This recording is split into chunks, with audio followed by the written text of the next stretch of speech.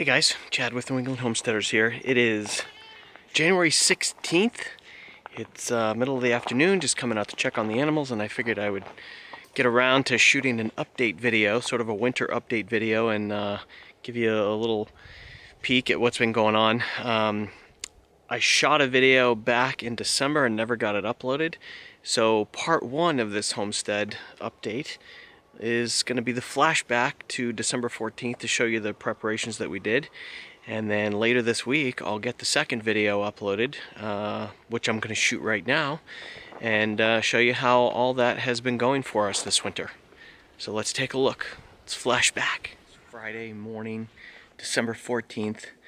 We finished up the winter chicken run shelter and got the heated water buckets out for the sheep and the goats. And the chicken water is all set, and I think I am finally ready for winter. Bring on the snow.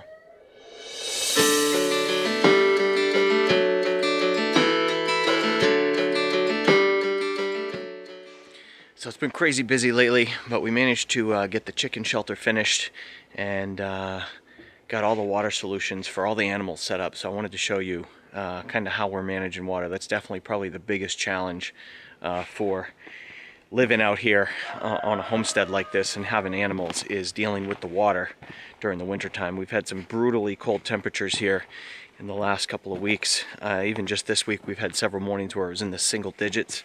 I think this morning it's about 20, so it actually feels quite a bit warmer than it did the other day.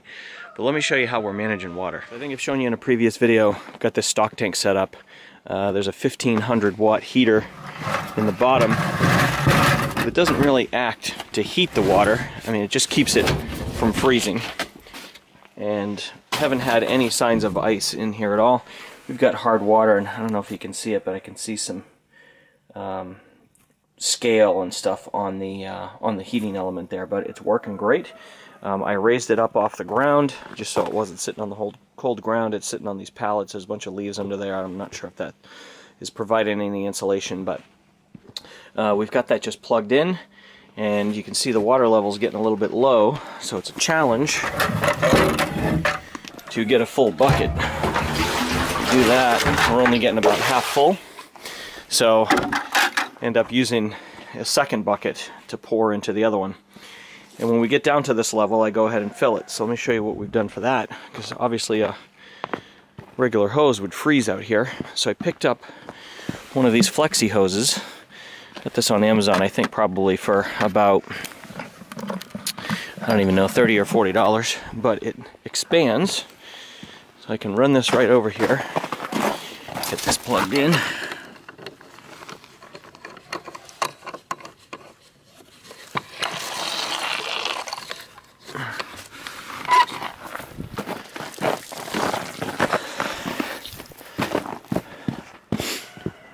In over here. Alright, so we got that filling. So now let's go take care of everything else. So we replaced the chicken shelter that blew over in the wind. I think I mentioned in a previous video we bought a Shelter Logic. It's about $350, I think. It's a 12 by 20. And it's a bit smaller than the one that I had that blew over in the wind. So we couldn't really get it to fit the front of the chicken coop, and I didn't want to have to be shoveling all of the snow all the time to be able to let the chickens get out and into the shelter. So let me show you what we did. So we framed in the end of the Shelter Logic here with just a 2x4 frame. My dad used a like a 2x12 pressure treated base, which actually adds a decent amount of weight and stability, and then we just kind of ran up the outside with 2x6s. And we just sort of enclosed the outside of the Shelter Logic here, and then we had a bunch of plastic left over from when we put the vapor barrier down in the floor of the garage, or the floor of the barn. And then we added a bunch of these scraps, this green board, this zip system treated wall board, or I guess it's sheathing for roofs and siding. And we basically added that for where we're going to have to be shoveling snow. And then we created this little shelter tunnel for the chickens to come out of the coop. So basically all this snow, this is sloped. You can see the chickens are already up sitting on here yesterday afternoon pooping everywhere. All the snow will basically just run off of here both sides, and we'll just need to shovel this. But let's take a look inside. Need to set a camera up out here because just about every morning when I come out here, these feeders are dumped over. So the problem we had last night when we tried to put the chickens to bed is that they were all hanging out in here. They were confused. They didn't know how to get in the coop. So I'm going to make a door blocking this, but let's move this out of the way. We'll have the running of the chickens.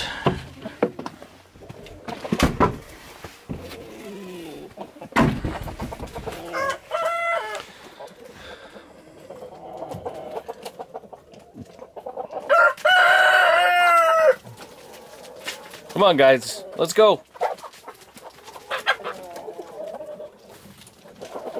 We got some hungry chickens.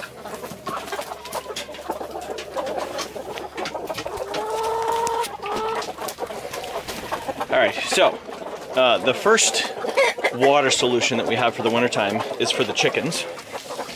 And I have this 5-gallon waterer, and you can get these anywhere, Amazon, Tractor Supply, probably Blue Seal.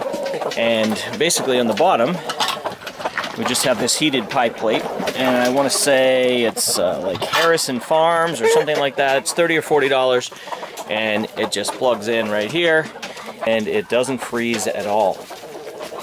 And then for the rabbits, we've got these heated water bottles, and I'm able to run them off of the same outlet. They're all a GFI protected outlet, but we basically just run these 2 heated water bottles, and those are working great. These guys are starving. I'm gonna show you guys the other water solutions we have for the goats and the sheep, and then I'll come back and feed the chickens this morning.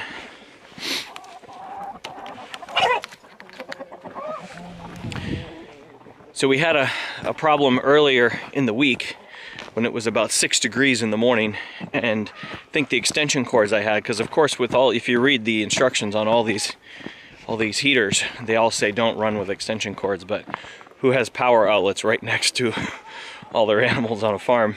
So the extension cords that I had were probably either a 14 gauge or a 16. It wasn't quite heavy duty enough. And during the really cold morning, the breaker tripped and the power shut off to everything, and everything froze solid. So that was kind of a pain. So I looked at Home Depot and Lowe's, and ended up getting at Harbor Freight these 12 gauge 100-foot cords. So right now I've got 225 feet of 12 gauge running out here to the goats and the sheep. So basically come all the way from the front of the garage all the way down here. They actually come with these triple outlets on the ends, which is cool. I also like that they have this little light so you can tell that it's definitely working. And then I picked up these, you see these heated flat back buckets. These are from Premier One. They were $40 or $50 a piece. They've got this metal wrapped cord to keep the animals from chewing on it. But I've got this just sitting right here on the floor, on the ground, and it's working great. So I got a 25 extension that runs over here to the sheep. And I needed this extra little bit of length, so we're able to get that past the gate. The sheep actually drank a lot of water last night. They probably drank 2.5 gallons of water. Good morning. What's going on, Atlas? What's on your nose? How you doing, Sienna? Hey, baby. You guys all getting some breakfast this morning? What's up, Baba? Hey, Poke. You see your nose, Pokey. Atlas, I mean. Come here.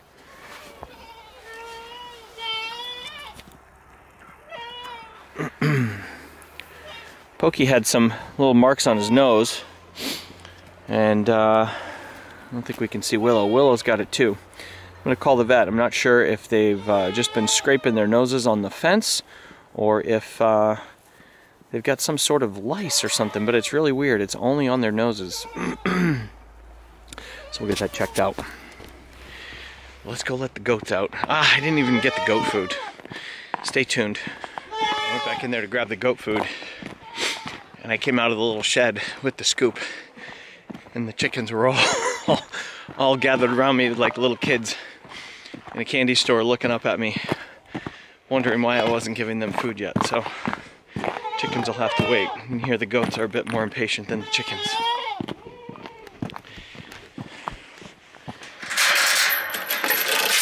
So much easier to get in this gate when the goats are in their shelter and not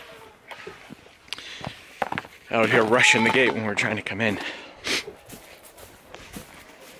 So I guess one more thing that I need to do before we really get into heavy winter is put some plywood on the inside of this goat shed.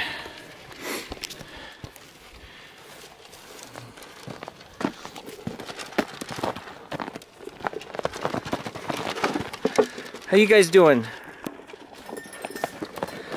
It was a bit warmer for you this morning. What's up, Juliet? Getting some breakfast, Jewel? Hey, Juniper. How you doing? The tail going? Ah, there it is. Found your little goat spot. So I picked up a couple of big bales of straw, and I put one in here, spread it out pretty good. I kind of made a little nest for them over in the corner and piled it up against the walls, but looks like they've spread it out pretty good. So I think you can see through the vertical siding. I'm going to put some plywood up on the inside of these walls just to give them some added protection from the wind and make it a little bit warmer in here. It's open, there's rafters open for ventilation, air circulation, but I think if we could just keep the wind from blowing through these cracks, I think they'll be significantly warmer. And I'm just going to kind of do the deep bedding thing and just keep adding hay and straw and shavings in here all winter, and then we'll clean it out. In the summer, it's got a plywood floor, so it's up off the ground, and they should be pretty warm. These guys, though, don't seem to care, and a lot of times when they come out here, they're all just laying in the hay around the feeder. They got really thick coats, like the animals native to the area, like the deer and stuff, so they seem to be pretty warm. And a lot of times they are just laying out here. They don't even bother to go in. I think when it's super windy, or if it's raining, they go in the shelter. There's been several times I've seen them all hanging out in the shelter, so I know they like it. I think, but they prefer to be out here in the open. So the routine has gotten a little easier since we have the boys up here with the girls, and they seem to go through a bale of hay a day. So usually we'll fill this feeder in the afternoon around 3 o'clock. Here's Willow. So look at her nose. Look at this little spot on her nose. Pokey had the same thing before we even brought them together, so I don't think she got anything from him. But now Atlas this morning, I don't know if you can see, he's got these little kind of red bumps on his nose. What's up with your nose? Let me see.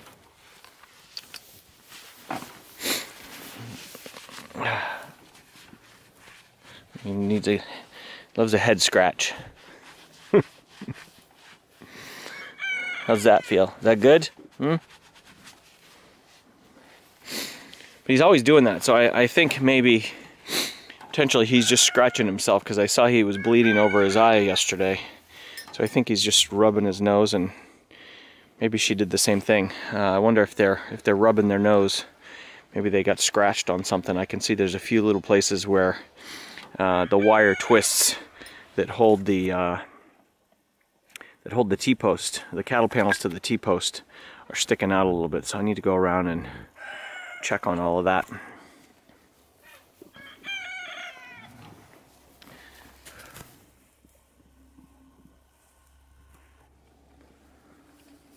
This Pokey digging for the good hay, right? Yeah, the good hay is way in there somewhere, and you got to pull all this other hay out of the way to get to it.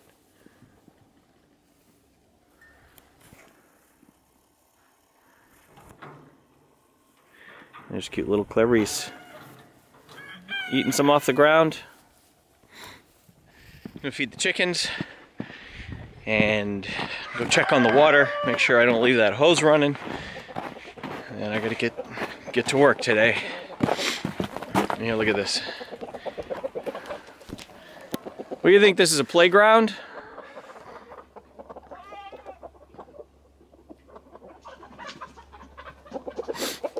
So I'm a little concerned about this plastic end here.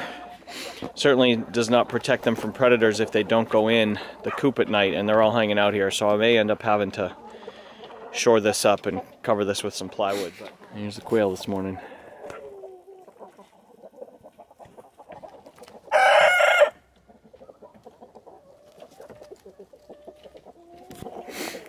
Who was that? That's pretty darn loud.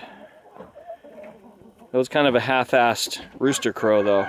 Yeah, did you hear that? See, that was better. Why don't you do that? And yes, we have too many roosters. There he is again. Just getting his lungs. So we have too many roosters. I think I've said this in several videos. But I just need to find the time. That's the problem here with this kind of lifestyle when you're actually working full-time too. You just don't have enough time. Or daylight right now. I'm excited. We get another week, right? And then the days are going to start getting longer. We're going to start adding minutes instead of subtracting minutes from daylight every day. So let's get these chickens fed. So these roosters are definitely eating too much food and not bringing any real value to the flock. And they're definitely overworking the girls a little bit. This is a constant thing here. Like I said, the roosters are eating too much food. They're not adding any real value to the flock, and there's too many of them, so the girls are kind of getting constantly overworked. So I need to thin the flock. We got about 8 of these big guys that can go. So that is definitely on the schedule for the next couple of weeks. What's the matter with you? What are you, choking? It's one of our big Brahma roosters. I think we've got 2 of those. And then here's our 3 Americana roosters all right here, like the 3 Musketeers.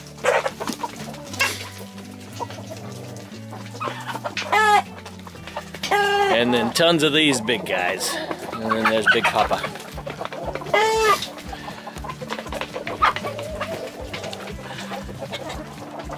So that's about it. It's a little dark. There we go. So that's about it for today. Morning chores. Got the winter water solution. We've got the chicken shelter all set up for the winter. And if you guys are ready for winter, Christmas is only about a week and a half away. And I think I'm finally ready. We got most of the farm projects this weekend. We got to cut and split some wood and make sure we've got enough to kind of get through till spring. Also going to kind of organize the barn and count up our hay bales and make sure that we've got enough hay. Probably going to have to buy a bit more to get through until May. So, hope you guys are doing well. Enjoy Christmas and New Year's, and we'll see you in the next video.